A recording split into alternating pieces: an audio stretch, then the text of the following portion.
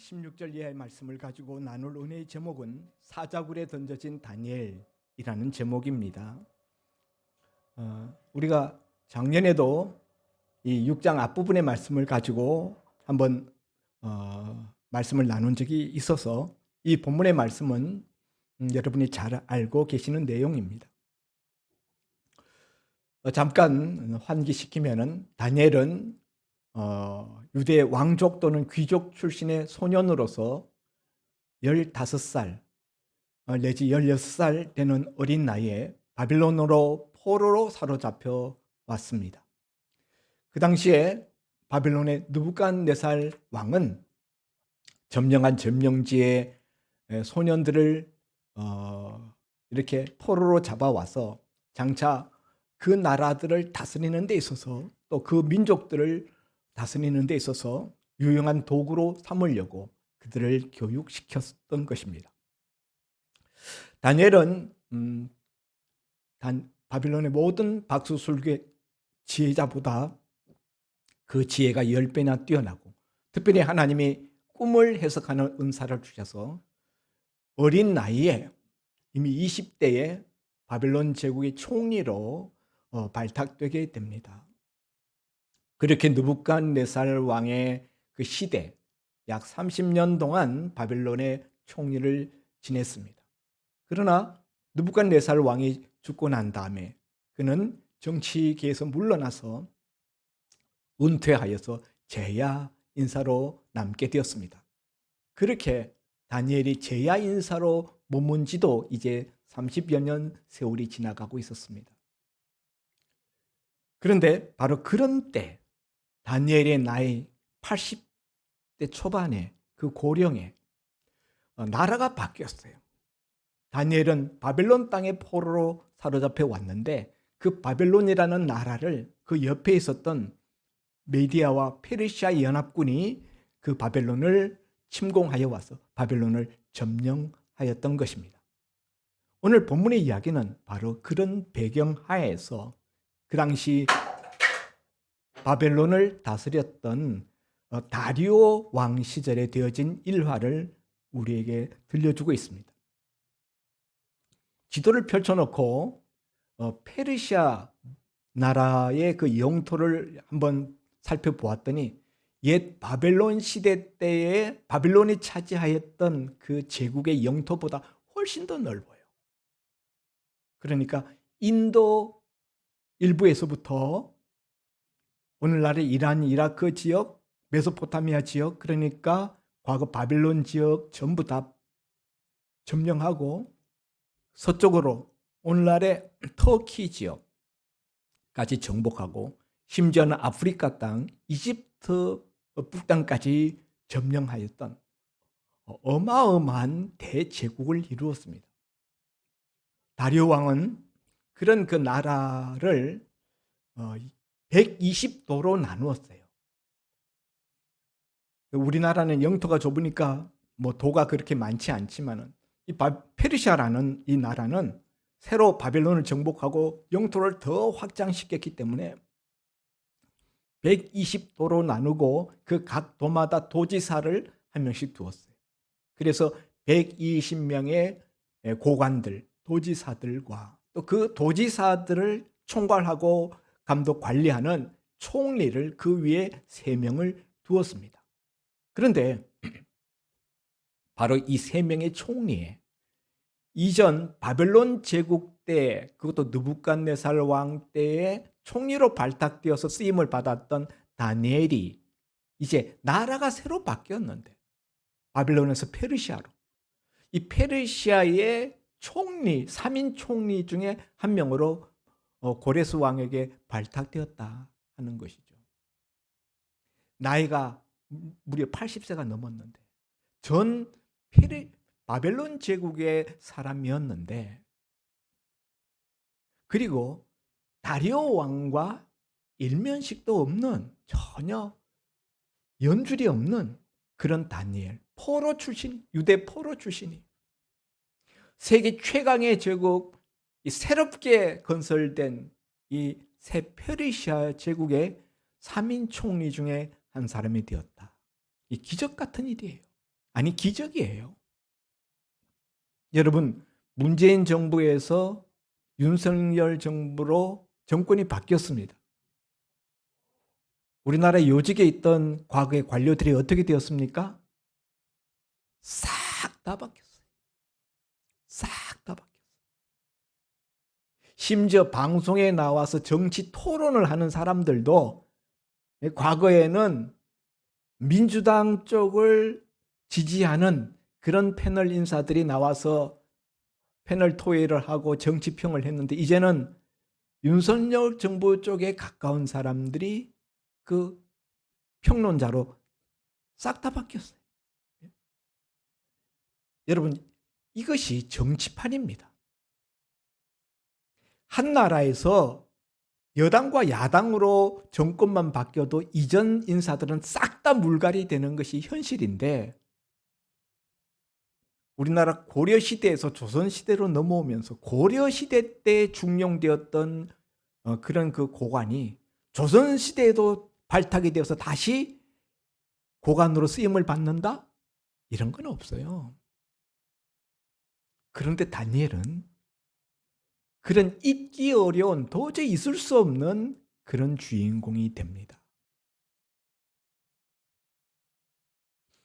그리고 이 3인 총리를 두고 그 이하의 120명의 도지사들을 관할케 하였는데, 다리오 왕이 얼마큼 지난 다음에 보니까 이 3명의 총리 중에서도 이 다니엘이라는 인물이 가장 뛰어난 거예요. 특출난 거예요. 업무 수행 능력과 그 일을 하고 난 결과물 이런 것들을 볼 때 두 총리보다 훨씬 뛰어난 것을 다리오 왕이 발견하고서는 세 총리 중에서 다니엘을 발탁해서 이 3인 총리 중에서도 수석 총리로 삼으려고 했다는 거예요. 이렇게 되자 그 밑에 이 고관들과 나머지 두 총리, 이런 그 사람들 사이에서 거부감이 일어났어요. 아니, 수십 년 동안 나라를 위해서 자기네 이 페르시아 제국을 세우기 위해서 헌신하고 오늘날까지 시간과 그 모든 것들을 쏟았던 자신들을 놔두고 어디서 유대에서 굴러온 포로 출신인 옛 바벨론 제국의 인사, 그것도 제야 인사, 나이도 80이 넘은 그런 노인을 들어서 자기들 위해 최고 수장으로 삼으려는 그 왕의 그 행위에 대하여서 이거는 못 참아. 이 굴러온들이 박힌들을 파낸다는 말이 있지만 해도 이건 너무하잖아 이거. 그래서 다니엘 죽이기에 들어갑니다. 어떻게 하면 다니엘을 죽일 수 있을까? 다니엘을 올무로 함정에 빠뜨려서 죽이기 위하여서 그들이 한 계략을 꾸며내게 됩니다. 처음에는 다니엘에게서 흠을 찾아서 그것으로 다니엘을 제거하려고 정적들이 힘썼는데, 아무리 찾아도 다니엘에게서 흠을 찾을 수가 없었어요. 오늘 앞에 4절에 보면 이에 총리들과 고관들, 총리들이라는 것은 다니엘을 제외한 나머지 두 총리죠. 고관들, 120 방백 도지사들, 그들이 국사에 대하여 다니엘을 고발할 근거를 찾고자 하였으나 아무 근거, 아무 허물도 찾지 못하였으니 이는 그가 충성되어 아무 그릇됨이 없고 아무 허물도 없음이었더라. 옛말에 우리 속담에 긁어서 먼지 안 나는 사람 없다, 그런 말이 있잖아요. 긁으면 다 뭔가 먼지가 떨어지기 마련이다. 그런데 긁어서 먼지 안 나는 사람이 있더라는 거예요. 그가 바로 다니엘이었습니다. 그래서 다니엘을 뭔가 이렇게 책을 잡아서 흠을 캐내어서 제거하려고 했는데 그것이 도저히 불가능하다라는 것을 깨달았어요. 그런 방법이 없냐? 그래서 그들이 짜낸 방법이 뭐냐? 다니엘은 보니까 다른 것으로서는 흠잡을 데가 없는데, 다니엘이 남다른 게 있었는데 그것은 신앙의 모습. 늘 하나님 앞에 하루에 3번씩 기도하는 모습, 그걸로 다니엘을 얽어 넣어야 되겠다. 이렇게 생각하고 다리오 왕에게 가서 그들이 왕이여 우리가 한 금령을 만드십시다. 앞으로 30일 동안 기한을 정해서 그 30일 동안에는 우리 왕이신 다리오 왕 외에는 어떤 신에게나 어떤 사람에게도 구하지 못하게 하는, 기도하지 못하게 하는 그런 법령을 만들어서 이 나라의 기강을 왕이 든든하게 세울 수 있도록 했으면 좋겠습니다. 그 법령 그 안을 만들어 가지고 왔어요. 왕이시여 여기에 의인을 찍으셔서 이 메데파사에 변하지 아니하는 금령으로 만들어 주십시오. 다리오 왕이 듣고 보니까 기분이 좋은 거예요. 자기를 신의 한 사람으로 신적인 위치에 올려놓고 자기에게만 한 달 동안 기도하게 하고 다른 어떤 대상에게도 기도하지 못하게 하는 이런 금령으로 나라의 백성들의 어떤 결집, 통일성을 이룰 수 있겠다 생각하고 자기를 영광되게 하는 그런 법령인 줄 알고 왕이 거기에 덥석 도장을 찍었어요. 그런데 며칠 지나지 않아서 신하들이 또 찾아왔어요. 왕이 메데파르사에 변개할 수 없는 금령으로, 금지 명령으로 선포한 그 법령을 어긴 놈이 있습니다. 그가 누구냐? 그가 바로 다니엘입니다. 다니엘이 왕의 그와 같은 금지 명령 내려진 것을 알면서도 하루에 3번씩 자기 신께 기도하였습니다. 그러므로 다니엘을 사자굴에 던져 넣어야 합니다. 금령을 어기는 자는 사자굴에 던져 넣기로 되어 있어요. 과거에 사드락과 메삭과 아벳느고 다니엘의 세 동무 소녀는 느부갓네살 왕이 세운 금 신상에 절하지 않았을 때 불 붙는 풀무불 속에 던져 넣었어요. 그런데 지금 바벨론에서 페르시아로 정권이 바뀌면서 페르시아는 사자굴에 던져 넣는 형을 사형법으로 제시합니다. 왜냐하면요, 이 페르시아 나라는 조르아스터교를 믿어요. 불을 신성시합니다. 그래서 이 페르시아에서 사형시킬 때는 불을 쓰지 않아요.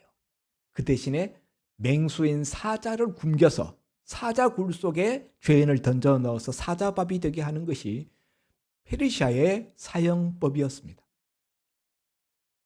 이 사실을 알게 된 다리오 왕은 그제서야 자신이 이 신하들에게 속았다라는 것을 깨닫게 됩니다. 자기 신하들이 다니엘을 최고 총리로, 수장 총리로 발탁하려는 자기에 대하여서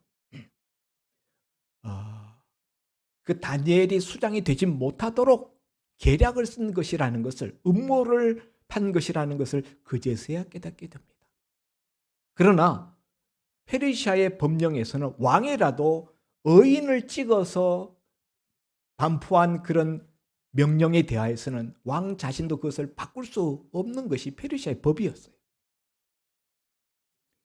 그래서 이런 사실을 알고 난 다음에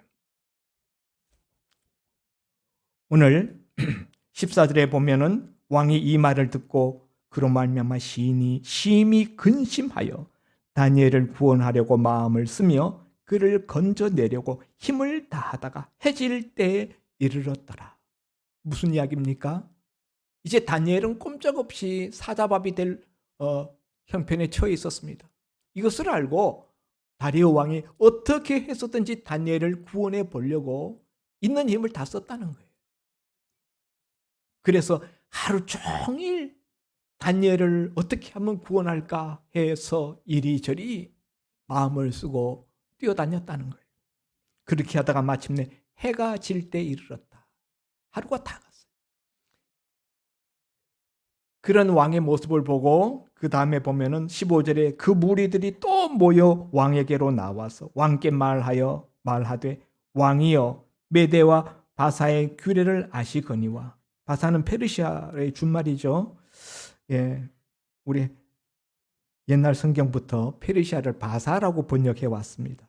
한자 번역을 따랐던 전통 때문에 바사의 규례를 아시거니와 왕께서 세우신 금령과 법도는 고치지 못할 것이니이다 하니 어쩔 수 없이 다리오 왕이 다니엘을 사자굴에 던져넣게 허락합니다.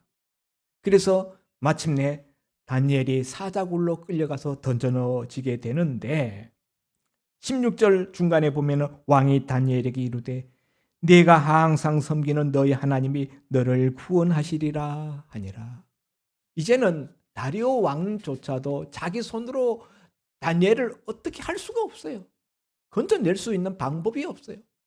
그러니까 이제는 내가 섬기는 내 하나님이 너를 구원하시리라. 구원했으면 좋겠다. 내가 섬기는 내 하나님이 너를 살려주셨으면 좋겠다. 이렇게 이야기하는 거예요. 자기 손을 완전히 떠나버린 거죠. 그리고는 다니엘을 사자굴 속에 던져놓고 굴을 막아버렸어요. 돌을 굴려서 막아버렸어요. 그리고는 18절에 보니까 왕이 궁에 돌아가서는 밤이 새도록 금식하고 그 앞에 오락을 그치고 잠자기를 마다하니라. 이 저녁 시간에 다니엘을 굴에 넣고 밤에 돌아가니까 밤이 되었어요. 그런데 그 밤에 음식도 먹지 않고 저녁밥도 먹지 않고 왕이 보통 때 같으면 오락을 하는데 그 앞에 뭐 즐거운 무희들이 춤을 추게 한다든가 악사들이 노래를 부르게 한다든가 그 모든 오락들을 다 그치게 하고 밤에 잠도 자지 않았다. 밤새도록 다니엘 걱정으로 뜬 눈으로 밤을 새웠다는 거예요. 그리고 그 다음에 보면은 19절에 이튿날에 왕이 새벽에 일어나 꼭 또 새벽을 기다렸다가 새벽이 밝아오자마자 일어나서 급히 사자굴로 달려갔다. 왕의 마음, 다니엘을 걱정하는 다리오 왕의 마음을 우리가 여기서 읽을 수 있습니다. 이런 그 다리오 왕의 모습은 마치 예수님이 십자가에 처형되고 십자가에서 죽으시고 무덤 속에 돌 무덤 속에 안장되고 난 다음 주일 새벽에 마리아와 일단의 여인들이 예수님의 그 시신이 있는 그 무덤을 향해 달려가는 그 모습이 생각납니다. 그때 그런 마음, 그런 심정이었어요. 새벽에 일어나 급히 사자굴로 가서 다니엘이 든 굴에 가까이 이르러 슬피 소리 질러 다니엘에게 묻습니다. 슬피 소리 질러 다니엘아 이렇게 묻는데 다니엘을 그냥 다니엘이라고 하지 않고 살아계시는 하나님의 종 다니엘아. 다니엘은 다리오 왕의 신하잖아요. 내 종 다니엘아 이렇게 불러야 맞는데 다리오 왕은 다니엘이 자기의 신하, 자기의 종이기 이전에 하나님의 종이라는 사실을 알았어요. 자기의 신하라기보다는 다니엘은 하나님의 종이고 하나님의 신하. 그래서 살아계시는 하나님의 종 다니엘아, 내가 항상 섬기는 내 하나님이 사자들에게서 능히 너를 구원하셨느냐? 다니엘아, 너 살아있냐? 하나님이 너 살려주셨냐?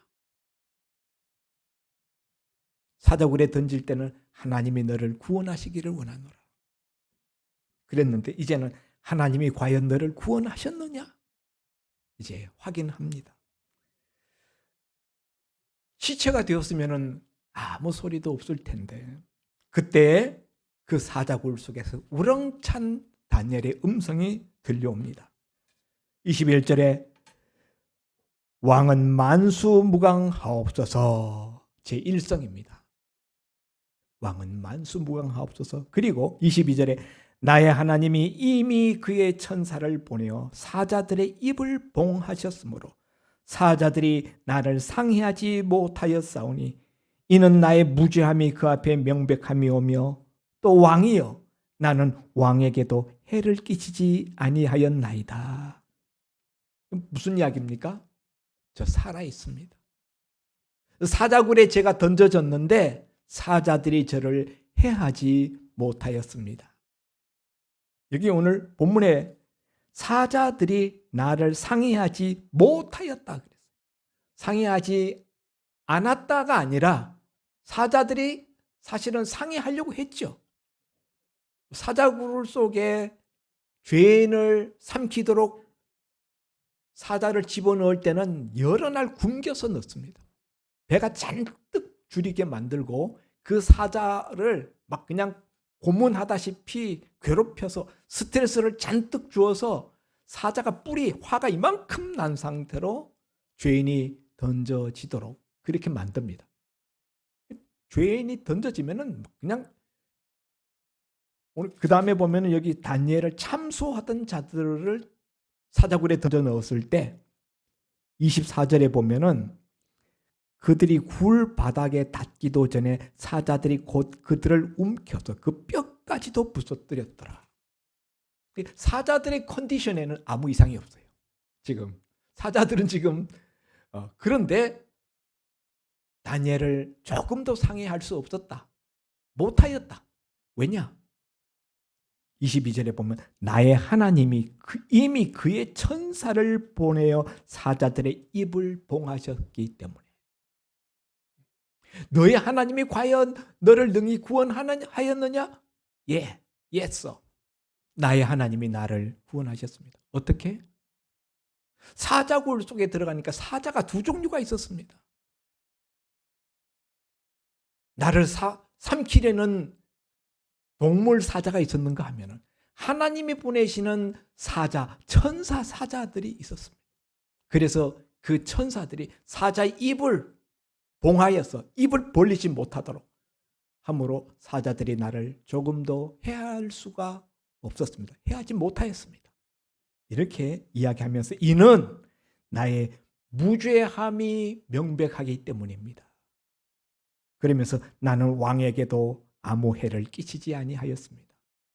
왜 이런 이야기를 하는가 하면은 그 앞에 13절에 다니엘을 고소하는 그 정적들이 뭐라고 다니엘을 왕에게 고소했는가 하면은 유다 자손 중에 다니엘이 늘 이렇게 여기 사로잡혀온 유다 자손 중에 다니엘이 지금 15살에 와서 나이 80이 넘었는데 예?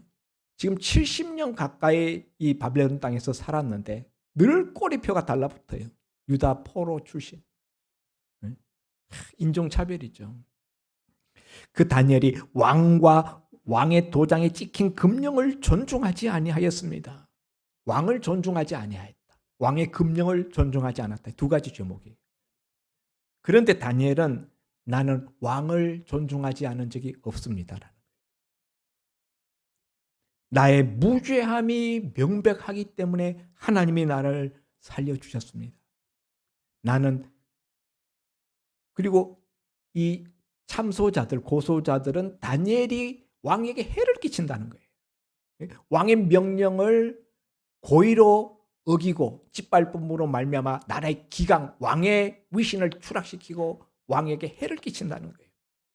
그런데 나는 왕에게 해를 끼치지 않았습니다. 다니엘이 자기 변호를 하고 자기가 왜 아무런 사자의 피해를 받지 않게 됐는지 그 이유를 설명합니다. 하나님이 그렇게 하셨는데 하나님이 그렇게 하신 이유를 밝힙니다. 그러자 23절에 왕이 심히 기뻐서 명하여 다니엘을 굴에서 올리라 하며 그들이 다니엘을 굴에서 올린즉 그의 몸이 조금도 상하지 아니하였더라. 머리털끝 하나 사자가 건드리지 못했어요. 그리고 이는 그가 자기의 하나님을 믿음이었더라. 저는 여기에다 빨간 줄을 그어놨어요. 형광펜을. 이는 그가 자기의 하나님을 믿음이었더라. 다니엘이 사자굴에 던져졌는데도 불구하고 멀쩡할 수 있었던 것은 하나님의 역사죠. 사자들은 컨디션에 아무 문제가 없었어요. 하나님이 천사를 보내어서 다니엘을 보호해 주시고 지켜주셨기 때문인데 이는 다니엘이 자기의 하나님을 믿었기 때문입니다. 이전 개역 성경에는 이는 그가 자기의 하나님을 의뢰함이었더라. 하나님께 전적으로 자기를 의탁하고 맡겼기 때문이라는 거예요. 오늘 우리가 성시 교동문에서 읽은 내용과 같은 말씀이죠.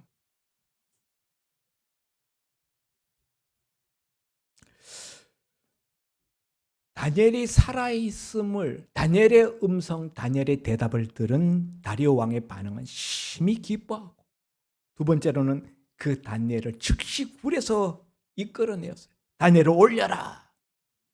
다니엘을 굴에서 끌어 올렸습니다.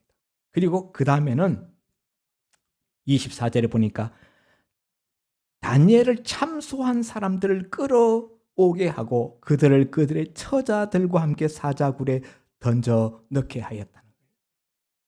이 페르시아의 법은 중죄인들은 그 일가족을 같이 참합니다. 그래서 처자식들까지 끌려와서 그들을 함께 사자굴에 던져 넣었다는 거예요.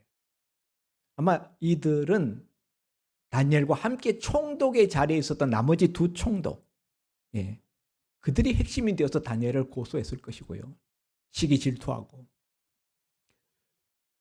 그리고 그들의 처자식들까지 같이 사자굴에 던져 넣었는데, 이번에는 천사가 없으니까, 하나님이 보내신 천사 사자가 그 사자굴에 없으니까 이들이 사자굴 바닥에 떨어지기도 전에, 닿기도 전에 사자들이 그들을 허공에서 움켜서 그 뼈까지도 부셔뜨렸다. 뼈까지 다 먹어치웠다. 사자들은 아무 컨디션에 이상이 없다는 거 확인해 주는 거죠. 사자굴에 들어가서 다니엘이 살았다 그러니까 사자들이 굉장히 배가 불렀나 보지, 이렇게 생각하려는 사람들이 있는데 전혀 아니라는 것을 본문이 밝혀주고 있습니다. 참소자들, 다니엘의 정적들, 원수들을 다니엘은 손 하나 대지 않고 하나님이 그 원수들을 다 보복해 주시고 섬멸해 주십니다. 그 다음에 보니까 25절에 다리오 왕이 모든 백성들에게 조서를 내립니다. 그 조서 내용이 26절 이하인데요. 내가 이제 조서를 내리노라. 내 나라 관할 아래에 있는 사람들은 다 다니엘의 하나님 앞에서 떨며 두려워할지니 하나님을 너희는 떨며 두려워하라. 제 1성이에요. 다니엘을 통하여서 하나님이라는 분에 대해서 이 다리오 왕이 인식이 새로워진 거예요. 그래서 그는 살아계시는 하나님이시오. 이 이방 왕, 페르시아의 하나님을 모르는 이방 왕의 입술에서 그는 살아계시는 하나님이시다. 다니엘을 이렇게 살려내는 그 하나님, 그는 살아계시는 하나님의 영원히 변하지 않으실 이시며 그의 나라는 멸망하지 아니할 것이요 그의 권세는 무궁할 것이며 그는 구원도 하시고 건져내시기도 하시며 하늘에서든지 땅에서든지 이적과 기사를 행하시는 기적을 행하시는 이로써 전능하시는 이라는 거죠. 다니엘을 구원하여 사자 입에서 벗어나게 하셨습니다.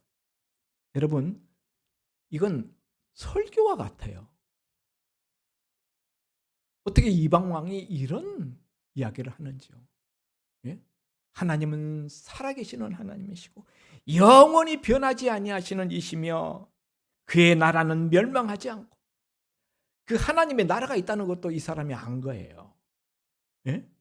지금 자기는 세계 최대의 왕인데, 페르시아의 제국의 왕인데, 이 땅의 왕, 이 땅의 나라와는 비교할 수 없는 그 하나님의 나라가 있다는 거예요. 그리고 하나님의 나라는 멸망하는 나라가 아니라는 거죠. 그리고 그의 권세는 무궁하다. 이거 어떻게 알았을까요?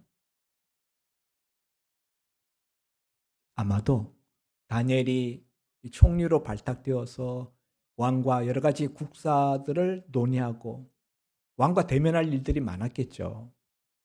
그러면서 이전에 느부갓네살 왕 때 되어진 일들, 느부갓네살 왕이 꾼 꿈, 그 신상, 그리고 돌이 날아와서 그 신상을 부셔서 돌이 온 우주에 가득 찬 이런 이야기들을 그 하나님의 나라에 대한 이야기들을 이 다리오 왕에게 해 주었을 것입니다.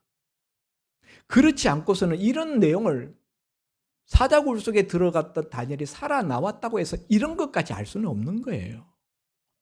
이미 그런 이야기를 듣고 알고 있었는데 뭐 그런 이야기를 신화 같은 이야기, 예? 신빙성 없는 그런 이야기로 들었다가 이 다니엘의 사자굴 속에 살아나오는 이 놀라운 기적을 체험하면서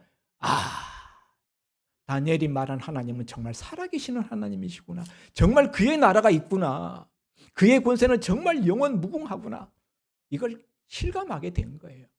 그래서 지금 그의 입에서 신앙 고백과 같은 이 말들을 쏟아내는 것입니다. 하나님의 영광을 드러내는 거예요. 여러분, 그리고 맨 마지막 절에 보면 이 다니엘이 다리오 왕의 시대와 지금 이때가 다리오 왕의 시대죠. 그 다음에 누가 왕위에 올라서는가 하면 그 다음 왕이 고레스 왕이 바빌론의 왕위에 오르게 됩니다. 고레스, 이 다리오는 2년밖에 통치하지 못하고요. 실질적으로 이 당시에도 최고 그 통치자는 고레스였어요. 고레스와 다리오의 사이는 다리오는 고레스의 외삼촌이에요. 다리오 왕이 자기 딸을 고레스에게 시집 보내었어요. 원래 다리오는 메데 나라의 왕인데 페르시아와 연합을 하게 됩니다. 그렇게 해서 바벨론을 무너뜨리고 세계 최고의 패권국을 이루게 되는데 자기 딸을 고레스에게 시집 보내면서 나라도 연합해요. 메데 나라와 페르시아 나라가 연합해요. 근데 사실은 페르시아 나라가 더 강해서 메데 나라를 정복하게 돼요. 근데 이 페르시아의 고레스가 현명했으면 아주 지혜로워서 그 나라를 메데 나라를 완전히 없애는 것이 아니라 연합해서 연합 국가를 만들어서 바벨론을 정복하고 세계 최고 패권 국가로 나가도록 길을 터요. 그래서 이 당시에 실질적인 사실 최고 통치자는 고레스였지만은 자기 장인인 이 다리오에게 바벨론을 다스리게 2년 동안 권좌에 내어주고 자기는 정복 전투에 나가 있었던 거예요.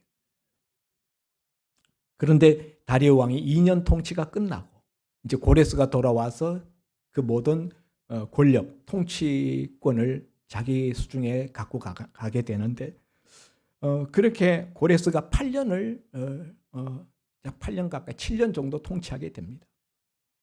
근데 다리오 왕 시대 때 최고 총리가 되었는데 이어서 고레스가 왕위에 올라섰을 때 페르시아 시대에도 다니엘은 최고 총리의 자리에 머물렀다는 거예요. 이게 다니엘이 형통했다는 말이에요. 그래서 나이 80이 넘어서 90세 될 때까지,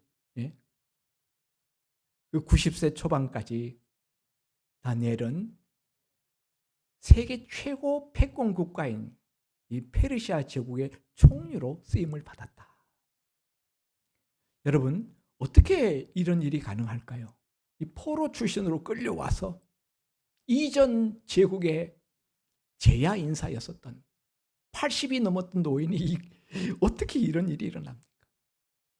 이는 그가 자기의 하나님을 의뢰하였기 때문입니다. 이는 그가 자기 하나님을 믿었기 때문에. 그 믿음은 어떤 믿음입니까? 우리가 작년에 살펴본 바와 같이 10절에 다니엘이 이 조서의 왕의 도장이 찍힌 것을 알고도 자기 집에 돌아가서는 윗방에 올라가 예루살렘을 향한 창문을 열어놓고 전에 하던 대로 하루 3번씩 무릎을 꿇고 하나님께 기도하며 그의 하나님께 감사했기 때문이에요. 이 조서의 의인이 찍혀서 하나님께 기도하면 자기가 사자밥이 된다는 거 알고 있었어요. 그런데도 불구하고 이 기도하는 행위를 멈추지 않았어요. 다니엘이 얼마나 지혜가 많은 사람입니까? 바벨론의 모든 박수술객보다 10배나 지혜로운 사람이에요. 30일 동안만 이 금령을 지키도록 했기 때문에 30일 동안만 기도 안 하거나 기도해도 창문을 닫아놓고 기도하면 기도하는지 어쩌는지 모르잖아요. 그런데 창문을 환히 열어놓고 그렇게 기도해서 바깥에서 기도하는 거 다 들여다보고 알 수 있도록 했다는 거예요. 평소에 그렇게 했더라도 이 금령이 내린 다음에는 좀 숨어서 그걸 이렇게 창문 닫고 보이지 않게 기도하면은 그럼 하나님이 기도를 안 받으시나요? 그거 아니잖아요. 귀신 제사상 올리는 사람들은 귀신이 못 들어올까 봐 밤에 창문 열어놓고 제사 지냅니다만 우리 하나님은 그런 하나님이 아니잖아요. 그런 거 다니엘이 몰랐을까요? 다 알죠. 그런데 왜 미련스럽게 그렇게 고집스럽게 창문을 열어놓고 30일 동안 계속 기도하겠다는 고집을 부렸을까요? 미련해서가 아니라 다니엘의 믿음 때문이에요. 하나님 앞에 기도하는 것, 하나님 예배하는 행위는 숨어서 해야 할 행위가 아니라는 거예요. 그거는 드러내어놓고 공개적으로 해야 되는 행위.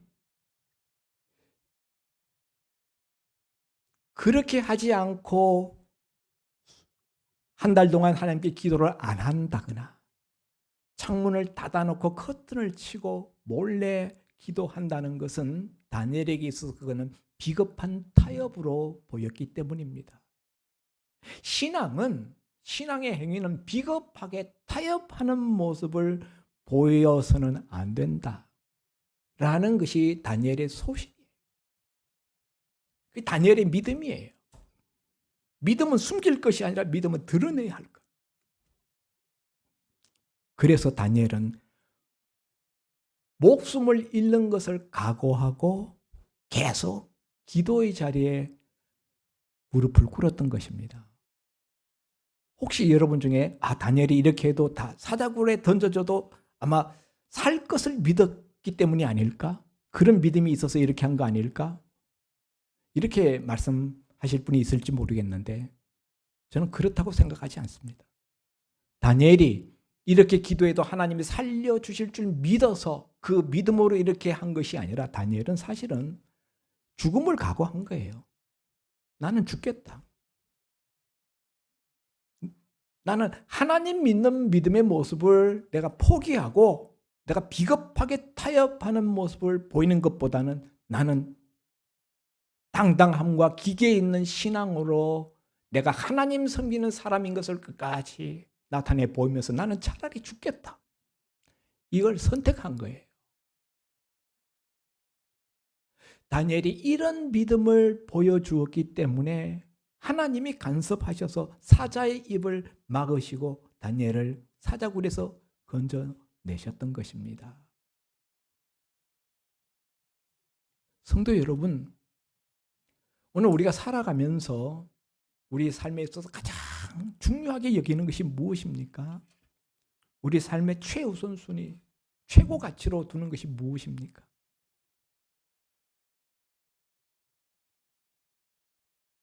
다니엘은 그것이 하나님 믿는 거.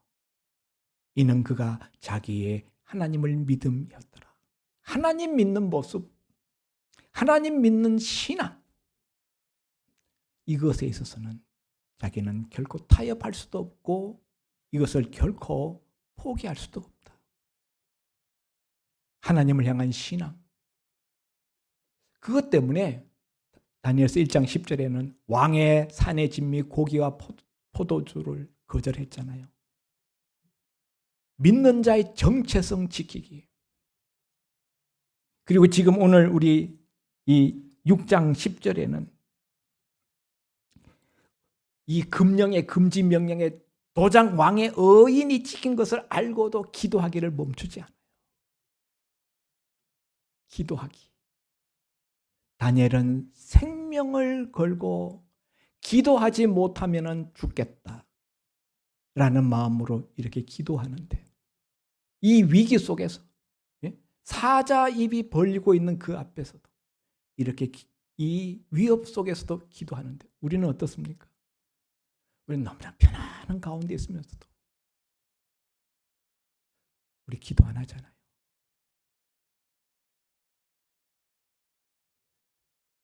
그러니 어떻게 하나님이 우리를 도우시겠습니까? 그러니 어떻게 하나님의 기적이 우리 가운데 나타낼 수가 있겠습니까? 오늘 이는 그가 자기의 하나님을 믿음이었더라. 이는 그가 자기의 하나님을 의뢰함이었더라. 이 말을 하나님으로부터 들을 수 있는 저와 여러분이 될 수 있기를 주의 이름으로 축원드립니다. 기도합니다. 하나님 아버지, 다니엘은 하나님을 믿는 자로서 그의 주변 불신자들로부터 느부갓네살 바빌론 왕으로부터 또 메데 페르시아의 다리오 왕으로부터 그는 하나님의 종인 것을, 그는 하나님의 사람인 것을, 그는 진정한 신앙인인 것을 인정받았습니다.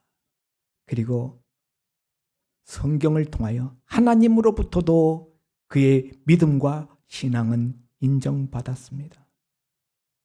너의 항상 섬기는 내 하나님이, 이것이 다리오 왕이 다니엘을 향하여 말할 때마다 반복했던 후렴 같은 구절이었습니다. 오늘 우리들의 모습은 우리 주변 불신자들이 볼 때 너의 항상 섬기는 내 하나님이라고 말하는 그런 하나님 섬기는 신앙의 모습이 우리에게 있는지 우리 자신을 돌아보게 하여 주옵소서.